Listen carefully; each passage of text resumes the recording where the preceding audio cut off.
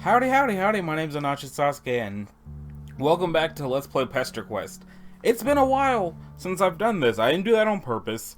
First it was Halloween season, I was like, I gotta make sure I do spooky stuff. And then for the vast majority of November I couldn't talk. And then I was going to try to build up some videos for December during Thanksgiving weekend, but my neighbors decided that would be a good time to get construction done, the weather decided to blow out my power with the wind and nothing else, my other neighbors decided to be really loud and party and drunk and whatnot. So now it's December and it's finally time for more Pesterquest. If you want to see how long it's been since I've done Pesterquest, the last thing I did was Volume 4 and now this! Oh, let's see what's happening. Volume 5. Okay, now it's doing Volume 5 routes. And then also Volume 6 routes. Okay.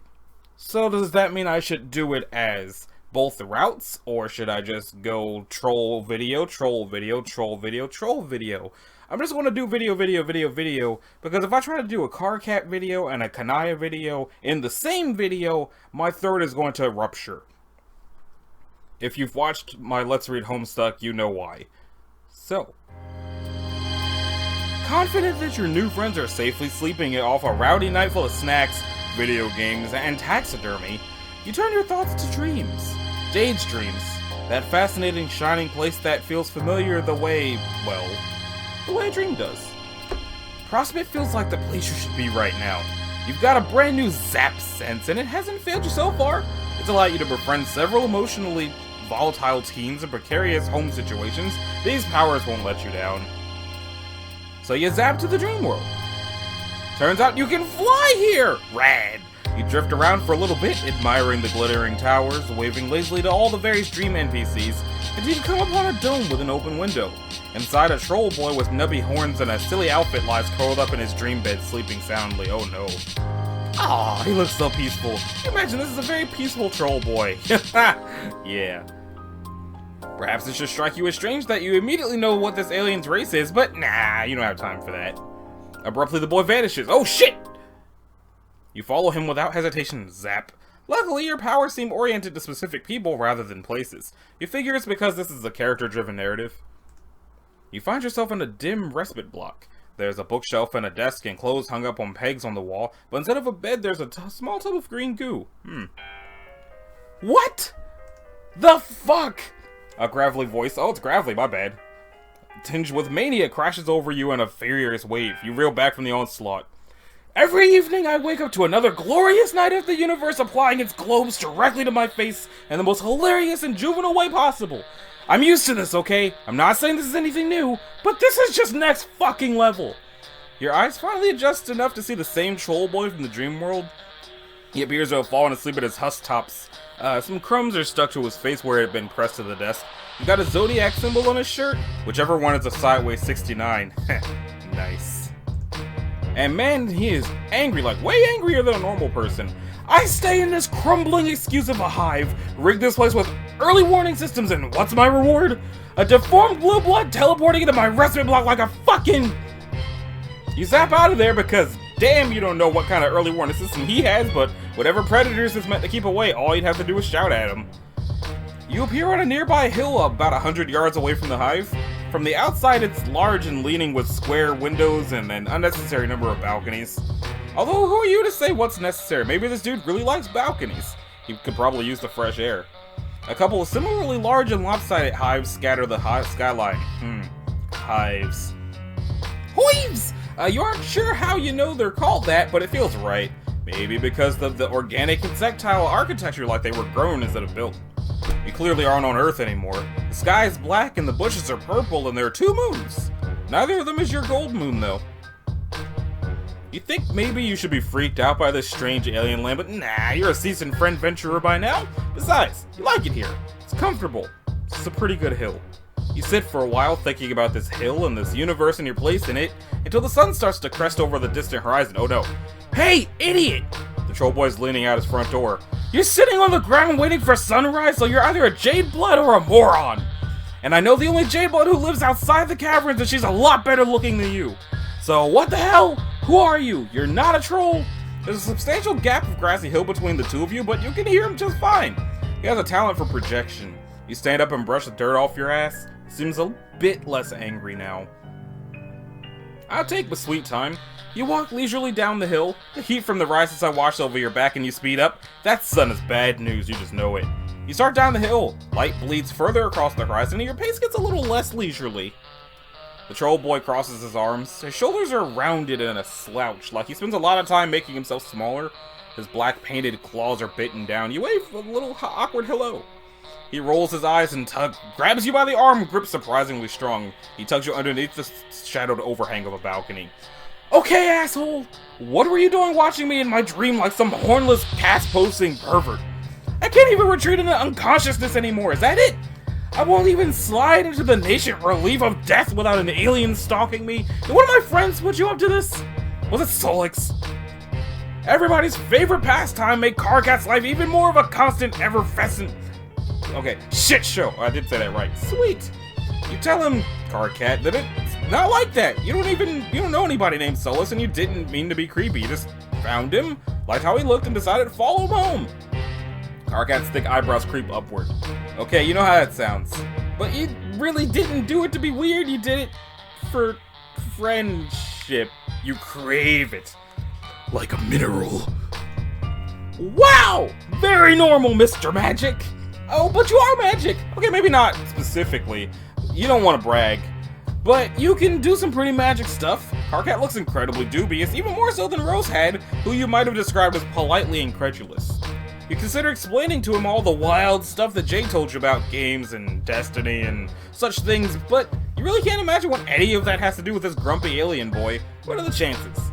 You tell him you can prove it. You can bring him to visit one of his friends. You are so awesome at bringing friends together, you can visit... Solix, was it? Karkat makes a noise like a tea kettle being punched. Hell no! That nook biter would self-immolate if I interrupted his coding. You wonder if that's a euphemism? Maybe Karkat just likes scare quotes? I don't have the energy to grumps at his freaky deformed bulges today. Okay, then where does he want to go? Does he have any more friends? I wouldn't call him a friend, exactly. More like an endless burden I've been cursed by the slithering eldritch gods of the outer reaches. If I didn't occasionally check up on him, he'd space out so far he'd hit hard vacuum. How do we do this? You're actually not quite sure, but you don't want to backpedal and suggest to this cool, angry troll boy that you don't know what you're doing. Do I just... Dude, his hand kind of hovers near yours. Hold on? You could hold hands, but you don't want to be too forward. You could also just hold him under the armpits. You think holding me under the armpits is less weird than holding frond stumps? Yeah, sort of. Karkat puts an awkward hand on your elbow, then he frowns and pushes up your sleeve, laying 3 fingers against your bare arm. You good, dude? Yeah, sorry, you're just kind of warm. Thank you! You tell Karkat that he is very warm too. Let's just get this over with. Try to aim for just outside his hive as Lussus isn't around and he's usually too stoned to even notice the roof if the roof came down. But I don't want to startle him. Cool, here goes. You zap somewhere pitch black and immediately blunder right into Karkat. Oh my god! Could you keep it together for a single fucking glance nugget? You aren't in Karkat's hive anymore, you appear to be in the void. Cool. The what? Let go of me! You tell Karkat that he is actually the one still holding on to you? He makes an angry noise through his nostrils and releases you from his clammy grasp. He moves away from you and collides with what sounds like about 17 mops all banging into each other and clattering to the ground. God fucking... Something smashes. Slurry guzzling! A little shower of noises like marbles over hardwood. What even is that? A light finally pops on above you. You appear to be in an alien broom closet with, like, alien cleaning supplies, you guess? One of the bottles just has Clen written on it in permanent marker. You ask Karkat if he meant to transport the two of you into a closet. A bucket rattles as he kicks it. He yelps and jumps backward onto your foot. What the fuck? Makara, you bottom-feeding asshole! Your personal habits are almost as disgusting as your pan-rotting purple words! Why is your paling equipment mixed in with your scrub holes? Did you figure out nobody would notice? Surprise, nuke sucker, I noticed! What in the hell? Karkat breaks off, and after a moment you realize why.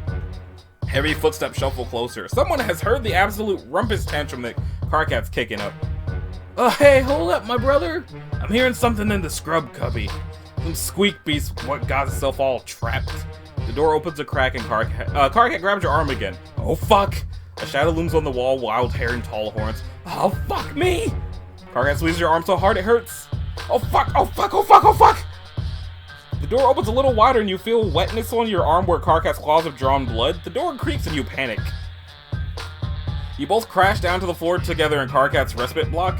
Karkat's little horns jab you in the side. What the fuck was that for? Why did you do that? Because Karkat was freaking the fuck out and you were worried the two of you were in danger and there was some menacing assholes saying creepy stuff outside the closet door?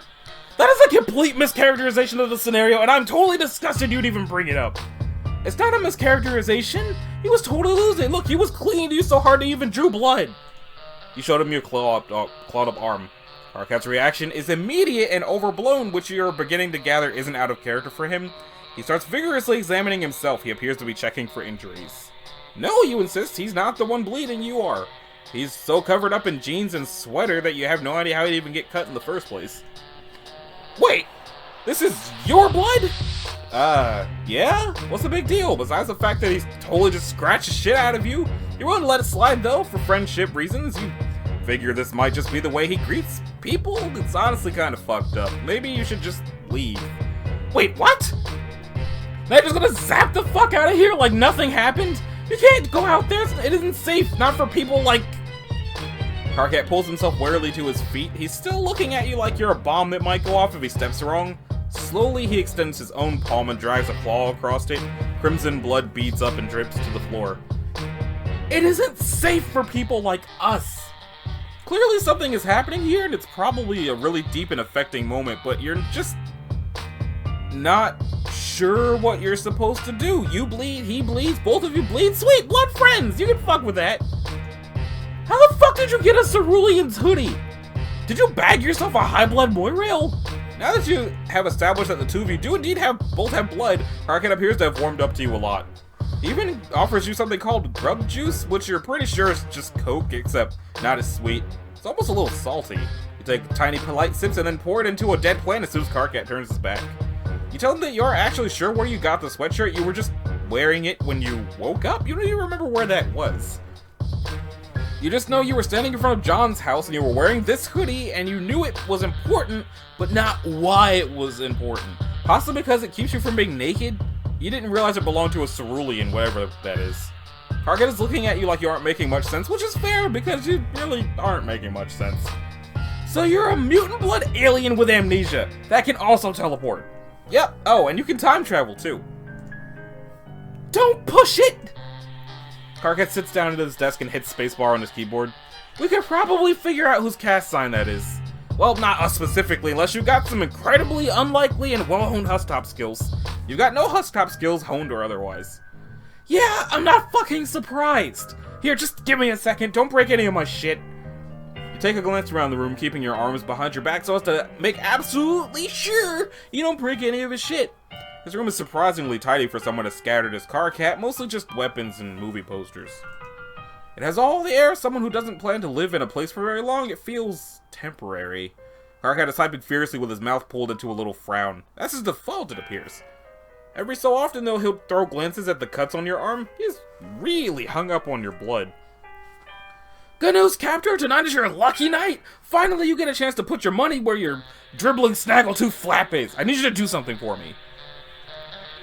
Okay, if this is more whining about the team leader, I don't want to hear it. You don't have the qualities necessary for this sort of scenario. And if you're just here to start some sort of slap fight for regulars, then you should probably go fuck yourself, because I've got actual work I need to do tonight. Oh my god, who gives a fuck about a game Aradia dug out of a hole in the ground? And what actual work? Like, I even believe that for a second. You mean the actual work of touching yourself while sobbing into your Recupera-kun? Yes, hilarious, but can we skip the foreplay for just one time in our lives? All that's going to do is you saying something you regret and then cry typing over whether or not we're still friends. Okay, first of all, fuck you. I don't have time for any of your pathetic burns dunking me to a carton of weak sauce. There's actual real serious shit going down. Well, now that we've waited like 2 minutes telling each other how busy we are, what the fuck do you want? Or wasted 2 minutes. I need you to check something for me in the Imperial database. Cast records? And I want you to do it without asking me why I need it. Deal? Wait, what the fuck? Carcat, you absolutely no deal. You didn't even try to make a deal. You just told me to do something incredibly illegal and dangerous. Why do you need cast records? You think ancestors are bullshit? Ancestors are bullshit! Fake night dream nonsense for kids who hate themselves and want to experience a connection to something better than they are. Face the facts, bulgeweeds! There is no way any of us are descended from anybody that matters. Then why the hell do you want me to risk getting called for records if it's a bunch of bullshit that doesn't matter? I might have a death wish, but I'm not suicidal. So either tell me what crawled up your nook and laid eggs in there, or let me get back to work. Okay, fine! I'm only telling you this because we're friends and I trust you. There's this person in my hive. Person. Yeah, they aren't a troll, but they aren't a drone either. I figure they're an alien, but they've got a cerulean blood sign and we're trying to figure out where it came from. Wait, they aren't a troll, but they're a cerulean? Sorry, Carcat, I'm trying to wrap my pan around this, but I'm pretty sure you're fucking with me. Oh my god, could you just run this? Give me a second. Okay, nobody's had this sign or cast name in a while. Ask your new alien friend if they know the name Adalov. Hey, do you know... Oh, what the fuck? You step back from where you've been reading over Carcat's shoulder. You couldn't resist, he was just getting so heated and mad, banging on the keyboard and making weird little growly noises. You think you can just... Carcat goes absolutely silent, he's rigid. If he'd been a cat, his hair would be standing straight up. You ask him what's wrong and he shushes you so loudly you could almost fall over from shock. You strain, and in the distance you think you can hear a strange staticky whirring.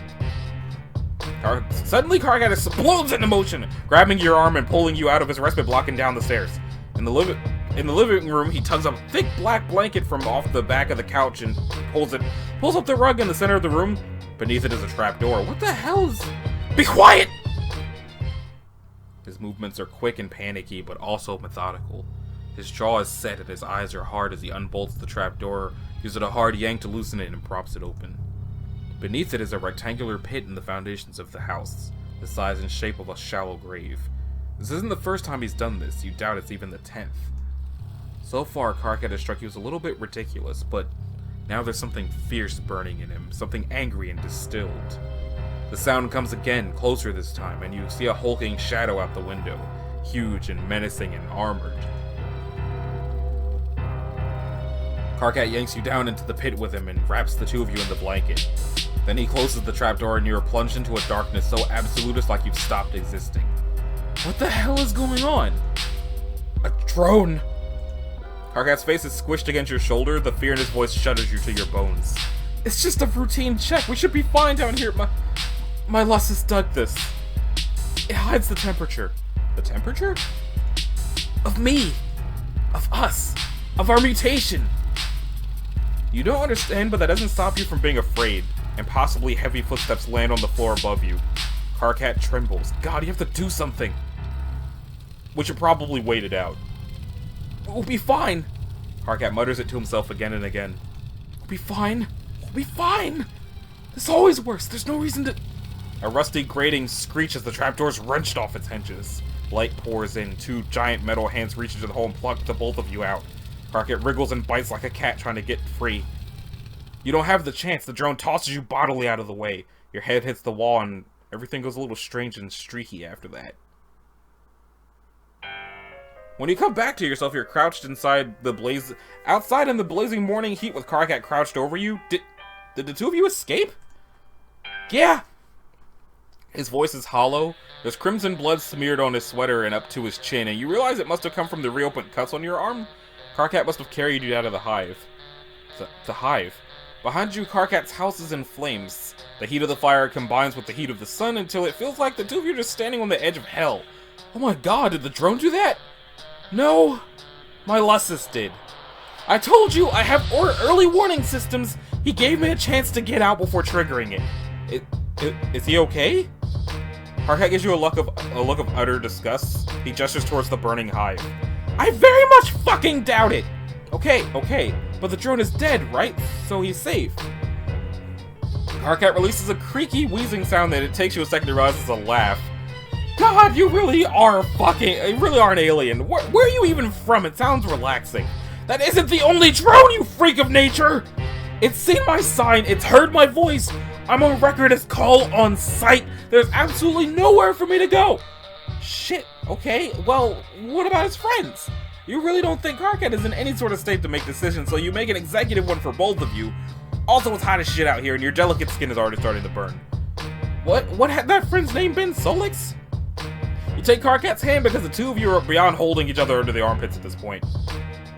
You appear in a residential street in a city, and for a second time you think you must have traveled in time as well, since it's night again suddenly.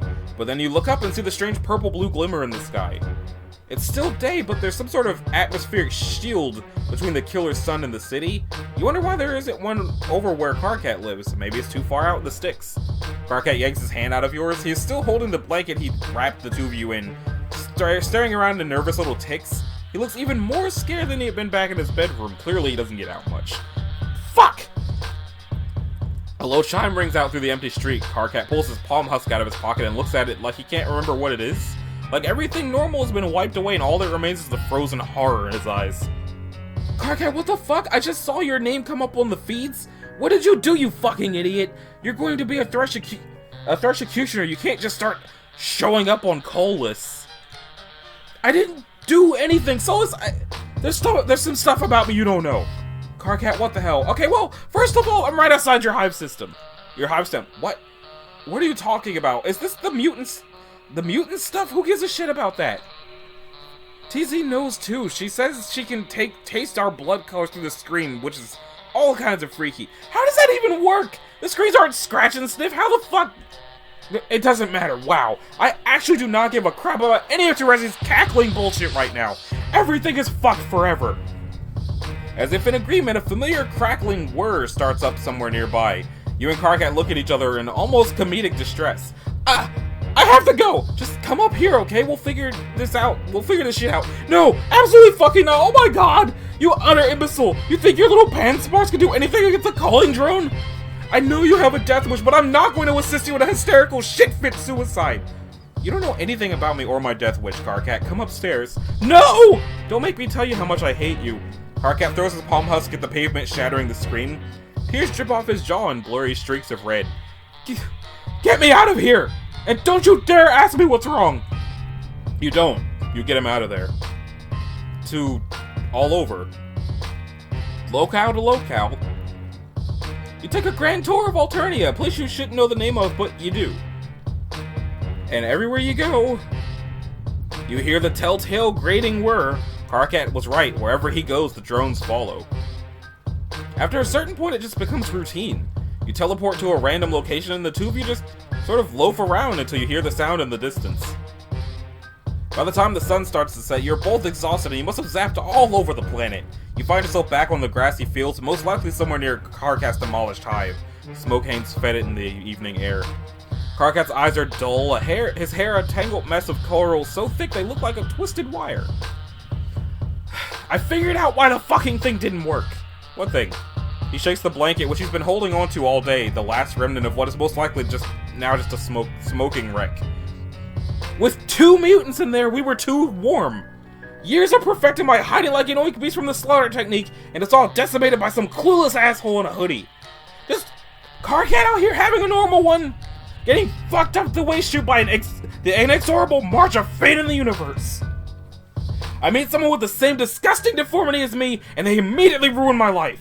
This is why I don't let people into my hive.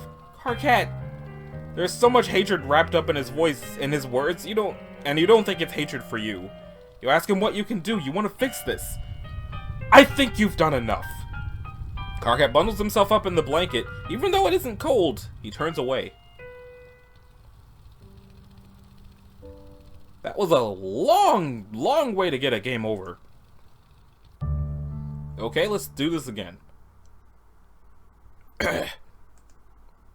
People like us is what it's called. Fast forward! So, gotta take the sweet time. Fleet. So you're a pretty tolerant kind of dude. You're generally down for whatever. But lying on a shallow grave while a troll boy digs his nubby horns into your ribs and a mechanical monster stomps around upstairs, that's kind of a lot, even for you. So you do the really only thing a responsible friend can. You get your friend the fuck out of Dodge. It was really cool of Jade to have us all over. It felt like a birthday present, kind of. Especially since all my other presents got lost in the mail. Actually, the only one that didn't get lost was a little Monsters poster my dad got me. He gave it to me a week early, almost like he knew that something weird was going to happen to the rest of my gifts. Sure, yeah, I'm happy for you, dude. Cool that your dad got your unbelievably crappy shit to you before it got thrown in a literal garbage where, frankly, it belongs. But why are you wasting any part of our valuable word count babbling about your fucking little monster poster? Who actually cares? I don't know, I just figured some people might want to know about it. Whack. Oh, hey. Dave and John are propped up on the futon, gaming the way only bros can, i.e. with several bags of chips and a mostly empty 2-liter bottle of Mountain Dew on the couch between them. Yeah, dog, saving room for Jesus and snacks. Oh, hey, Mr. Mailman! You wave hello and try to catch your breath. You're a little unbalanced from the brutal shift between being buried alive to a chill Texas day with just a couple of guys being dudes. Wait, how did they even get back from Jade's? Oh, right. Oh, right, yeah, turns out her dog can teleport. Wow, right, who knew? I don't think Beck can time travel, though. So don't worry, you aren't going to be out of a job or anything.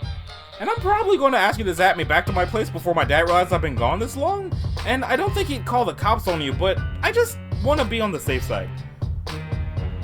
By the way, who the fuck is that? And is he like, okay? Oh yeah, Carcat. He's currently curled up on the ground with the blanket still wrapped around him. He's breathing very heavily and sort of clutching at the carpet. You lean down to make sure he's cool while telling Dave and John that he's an alien from another planet. You figure you'd bring him here since shit got a little too hot back in Alien Land. Oh. Dope, I guess. Hey, dude. Wait. He's an alien? Like, a real alien? Yeah, John, Jesus Christ. Look, he's got little horns. Yeah, I can see that, but come on, aliens? Oh, so this is where you draw the line. Our friend living alone on an island with nothing but her magical dog and taxidermic grandpa who she stuffed herself. Isn't where you draw it. A teleporting fake mailman in a hoodie who just wants to be bros isn't where you draw it. I guess you have a point. All that stuff just feels so normal now. So I guess in theory you could bring us to visit this alien planet. Maybe. Not that that's anything I'd actually want to do, the place is probably stank as fuck. You never catch me in space. Space ain't the place. Oh damn, write that down. You love a good Strider freestyle any day of the week, but this isn't Dave's route, so you return your focus back to... Oh, holy fuck, where'd he go? Oh yeah, little dude just scurried out the door. Probably should have mentioned that. God damn it! You just brought Carcat to Earth and you've already lost him. Some friend you are. You zap down to the ground floor of the apartment building. Nothing. You zap to the stairwell and look up. Nothing. No little alien boy with a blanket. Shit. Damn it. Remembering the time you met Dave, you zap up to the roof. You find Carcat standing silhouetted against the turgid Texas sky, shimmering of heat haze making him look strangely artificial. He's shading his eyes and staring up at the sun. Hey dude, don't do that, you're gonna hurt yourself. Oh, wow! Thank you so much for the advice! I'm way too stupid to know not to look directly into a burning ball of fire! The pain is intense and searing, but I'm just a dumb fucking animal. By the way, this sun is pathetic. Well, this is another planet and another sun. Yes, thank you! He drops his hand and turns back to you. There are still cobwebs in his hair from the crawl space. Is this where you're from? You think so? Maybe? You don't remember very much about yourself, but you seem to know much more about Earth than you do about Alternia. You don't remember very much about that place at all. Oh, except that it's called Alternia, apparently. This all feels... I don't know. Wrong? Or just really fucking weird. You zapped in and dragged me out of my hive to an alien planet where the sun isn't hot enough to burn. Well, it is definitely hot enough to burn, just takes a little longer. Shut up, I wasn't finished! Before you showed up, Solus was telling me about this game that one of his friends found. We were all supposed to play it together and... I don't know. Some stuff would have happened? I don't know why it feels like that matters. I just feel... It's hard to describe. Flattened out. Yeah, I feel you. You and Carcat both jump. Davis ninja'd up the stairs and leaned casually against the brick wall. Shit, how long has he been standing there? And where's John? Oh, he just disappeared. Wait, what? Yeah, this weird swirling void wormhole just opened up on the TV and sucked him right in. What? I'm fucking with you. John's in the bathroom. But I had you for a second, didn't I? Absolutely sounds like something that could happen these past couple days. Oh yeah, hilarious. He sure got you. Also, you're pretty sure the scene moved up here so you could talk to Carcat without Dave coming in and making this all about him. Again, Dave adjusts his shades. Man, that is just an extremely weird thing to say. But yeah, horny dude. I mean, guys with horns. Are you talking to me? We were all supposed to play a game too, together as a group or some shit. Right, Jay told you about a game that was supposed to change everything. It's that sort of shit that makes me get this feeling you know more about what's going on than you're telling us. You don't, you swear you don't. You have no idea why any of this is happening, or maybe not happening. There's just some stuff you seem to know, but not until you absolutely have to. You're just sure that it's very important that you brought Carcat here. Why? How the fuck do I have anything to do with these hornless freaks? Standing right here, bro, my god. But yeah, that's a pretty good point now that I think about it. You said it's important for you to bring him here, like, here specifically, to my apartment. Yeah. Why? You aren't sure. You just have this intense feeling that it's imperative that the two of them are friends. Alright. Weird, but alright. Great, dude, you ever play any Tony Hawk?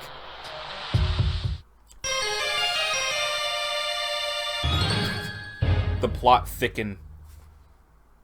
Okay, so if this is the good ending, I guess we gotta go back for the other bad ending. Okay. People like us. Zap right over. No point in wasting daylight or moonlight, whatever. They just zap on over there. Holy fuck! A flash of gray and a gleam of metal. Bright, shocking pain opens up in the middle of you. The boy stares, eyes round, yellow, and shocked. Your laugh comes out wet. Why are you laughing? You don't know what else to do. You press a hand to the wound in your stomach, trying to hold all of the blood in with sheer willpower. You tell him you were just trying to save a little time? What? The boy stares down at the weapon in his hand, a viciously hooked blade that he pulled seemingly out of nowhere. A scythe? Nah, a sickle. Is this kid a communist? Do communists actually use sickles, or are they just sickle-themed? There's so many communist facts you don't know. The boy continues to stare at his sickle, then he stares at your fingers. He looks back and forth, his sickle, your fingers, his sickle, your fingers, or more accurately, the blood on his sickle and your fingers. He's gaping at the crimson splashes like he's never seen blood before. His mouth moves, but no sound comes out. He hunches over himself like he's the one who's been gutted. You aren't sure what he does after that, because suddenly you're on your back and all you can see is the sky. Okay, so the game over is he rips your stomach open and goes, "Oh crap, I killed someone who's like me!" Well, that last ending was a little anticlimactic compared to all the other stuff that just happened. But anyway, this has been Anashi Sasuke. This was Let's Play Pesterquest Episode 5. And the next one we're going to check out Kanaya. Well, how many trolls are they up to now? So that was Carcat. There's Kanaya and Gamzee and Vriska and Equius and Terezi. So, and tomorrow, more is going to come out. But I'm going to continue trying to have it be weekly because I've got more than enough backup to have these come out weekly and not lose anything. So, if you liked it, a like and a subscribe will be groovy. If you didn't, you need to do either one of those things. And I will see y'all in the next one. Later.